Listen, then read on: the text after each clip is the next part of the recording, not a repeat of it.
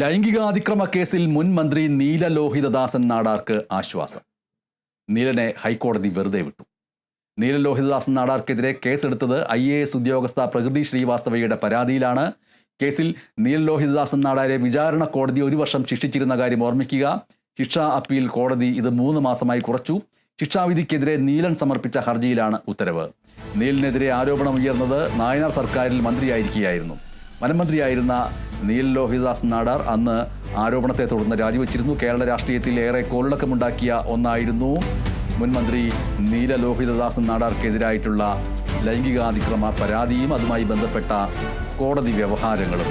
വലിയ രീതിയിൽ നിയമ വ്യവസ്ഥയിലും അതേപോലെ തന്നെ നിയമസഭാ സാമാജികർക്കിടയിലും പാർലമെന്ററി രാഷ്ട്രീയത്തിലും പുരുഷന്മാർ ലൈംഗികാപവാദ കേസുകളിൽ പെടുന്നതിനെക്കുറിച്ചുള്ള വ്യാപകമായ ചർച്ചകൾക്ക് ഇത് ഇടയാക്കിയിരുന്നു. ഇതിൽ തന്നെ ഏറ്റവും പ്രധാനപ്പെട്ട കാര്യമായിട്ട് അദ്ദേഹത്തിനെതിരെ ആരോപണം ഉന്നയിച്ചത് ഒരു IAS ഉദ്യോഗസ്ഥ ആണ് എന്നുള്ളതും അതിൻ്റെ ഗൗരവം കൂട്ടിയിരുന്നു.